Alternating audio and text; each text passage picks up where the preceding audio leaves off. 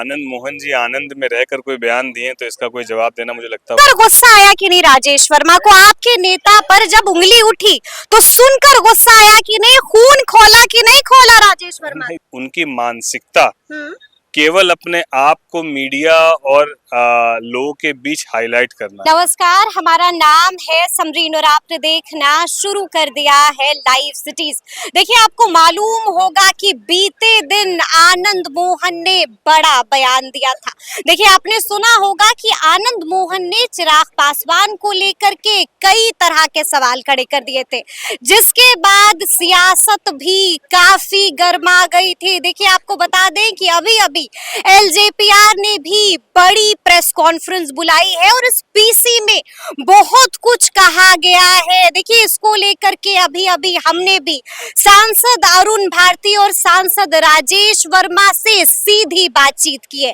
क्या कुछ कह रहे हैं सांसद अरुण भारती, सबसे पहले आप उनको सुनिए। सबसे पहले तो हम आपसे जानना चाहेंगे कि बड़ी प्रेस कॉन्फ्रेंस अब से कुछ देर पहले आप लोगों ने की है, क्या मकसद रहा इस प्रेस कॉन्फ्रेंस का? देखिए, इस प्रेस कॉन्फ्रेंस के द्वारा हम लोगों ने एक जो प्रभार हमारे राष्ट्रीय अध्यक्ष चिराग पासवान जी ने दी है, आने वाले चुनाव के मद्देनजर किस तरह से संगठन और चुनावों को लेकर के पार्टी की क्या तैयारियां हैं, उस पे हम लोग जायजा लेंगे। समीक्षा होगी, जिलेवार प्रवास होगा, समीक्षा होगी और इसके साथ साथ कौन कौन से संभावित उम्मीदवार हो सकते हैं उनको भी चिन्हित किया जाएगा। यानी कि अभी से आप लोग एक्शन मोड में आ गए हैं?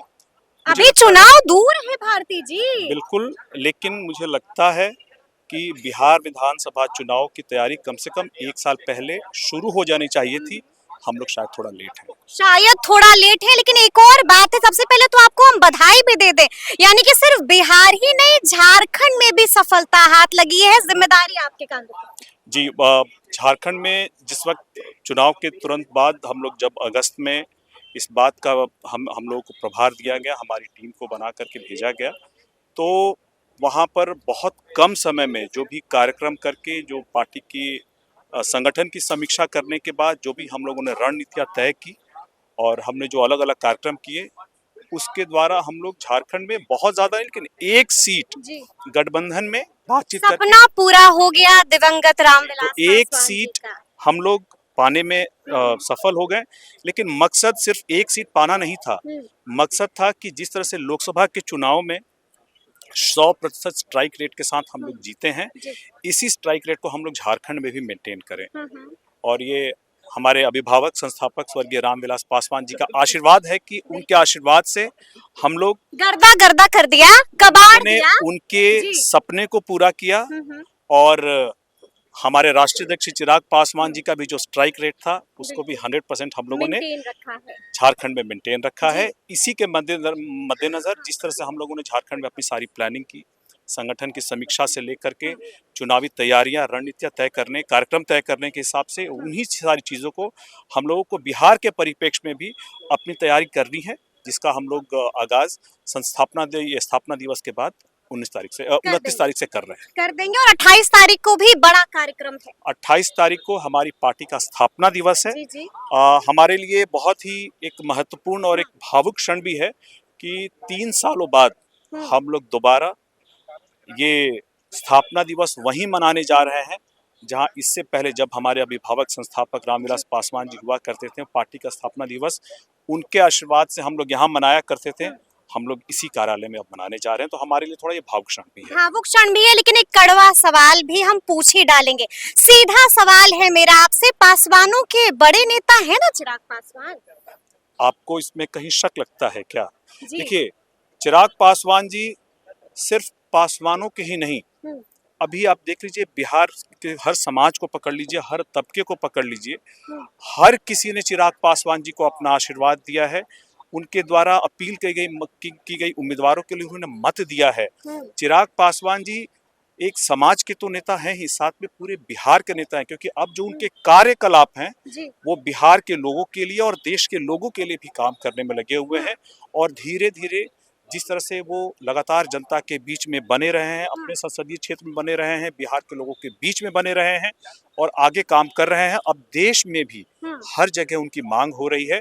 और लोग चाहते हैं कि आने वाले समय में वो जब अपने मंत्रालय के माध्यम से नीतियां बनाएं तो सिर्फ बिहार ही नहीं, देश के अलग अलग प्रदेशों को भी अपने देखिए ध्यान में आपको शक नहीं है, हमें शक नहीं है, लेकिन आनंद मोहन को बड़ा शक है चिराग पर। देखिए यहाँ पे मेरा थोड़ा छोटा सा रिजर्वेशन है जी कि मैं किसी राजनीतिक व्यक्ति के द्वारा किए गए किसी भी सवाल का जवाब दूंगा उस पे पूर्व सांसद रहे हैं भारती जी, आनंद मोहन कोई मामूली चीज थोड़ी है। मैं किसी पूर्व सांसद रहे हैं, दिग्गज नेता है, अब तो उनकी पत्नी सांसद है। वो जब बोलते हैं तो लोग सुनते हैं। बड़ा प्रश्न चिन्ह चिराग पासवान पर खड़ा कर दिया है। वो युग चला गया, जी। गंगा में बहुत पानी बह चुका है।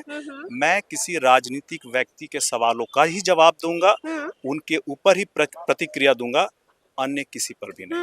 लेकिन बड़ी बात उन्होंने ये भी कह दी कि आप बताइए ना, अगर चिराग पासवान इतने बड़े नेता हैं पासवान समाज के, तो बताइए कि कैसे जितेंद्र पासवान को 37,000 मत मिल गए। इन बातों का पहले ही हमारे प्रवक्ता सौरभ सिंह जी ने जवाब दे दिया है। लेकिन जब भारती जी बोलते हैं तो कुछ गजब ही बोलते हैं, कड़ा बोलते हैं। इस पे यही रहेगा कि हाँ। मैं राजनीतिक व्यक्ति के ही सवालों का जवाब दूंगा, उस पे प्रतिक्रिया दूंगा, अन्य किसी पे प्रतिक्रिया दे करके उसका महत्व क्यों बढ़ाना। इसलिए हम लोग अब अगले सवाल पे चलते हैं। अगले सवाल पर चलते हैं। चलिए अगले सवाल पर भी चलते हैं। एनडीए में सब ठीक है ना? लग रहा है कि चिंगारी निकल गई, अब कुछ ही देर में आग भी लगेगी। जैसे आप मुझे एक भी ऐसी घटना बताएं जहां पे एनडीए के एकजुट नहीं रहने पे कोई सा सवाल उठ रहा है। आनंद मोहन ने कल ही कुछ वक्त पहले जीतन मांझी लगातार बोलते रहते हैं। कल ही एनडीए की एक बड़ी बैठक हुई है जिसमें जितने भी प्रदेश अध्यक्ष हैं एनडीए के दलों के, वो दिलीप जायसवाल जी के नेतृत्व में एक एनडीए की कोऑर्डिनेशन कमेटी बन रही है। राजू तिवारी भी पहुंचे। जी हमारे प्रदेश अध्यक्ष श्री राजू तिवारी जी भी पहुंचे थे और वहां पर वो बन रहा है कि हर जिले में हमारा समन्वय कैसे हो। हम लोग सकारात्मक चीजों पे, चुनाव की तैयारियों पे बात करें तो बेहतर रहेगा। यानी कि सब ठीक ठाक है। बिल्कुल ठीक ठाक है। अगर जो भी थोड़ा बहुत है तो वो बातचीत करके उसको हल किया जा सकता है। बातचीत करके हल किया जा सकता है, लेकिन आपके नेता को आइटम बॉय बता दिया है। ये क्या चल रहा है अब?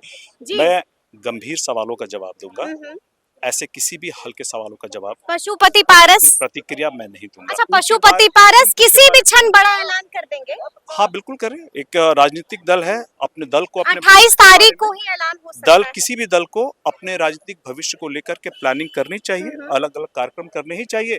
जो वो करना चाहते हैं वो करें, उनका दल है, वो शुभकामनाएं के लिए ऑल द बेस्ट कहिए ना। एकदम शुभकामनाएं हैं, जो करना चाहे करें। तो सुना आपने क्या कुछ कहा है अरुण भारती ने, और आपको बता दें कि राजेश वर्मा ने भी इसको लेकर के अपनी प्रतिक्रिया दी है। साफ साफ कह दिया है कि आनंद मोहन ने आनंद में आकर के कोई भी बयान दे दिया होगा, बड़ा कटाक्ष कस दिया है। क्या कुछ कह रहे हैं सांसद राजेश वर्मा, उनको भी आप सुनिए। सबसे पहले तो हम आपसे जानना चाहेंगे, तीखे सवाल से ही शुरू करते हैं।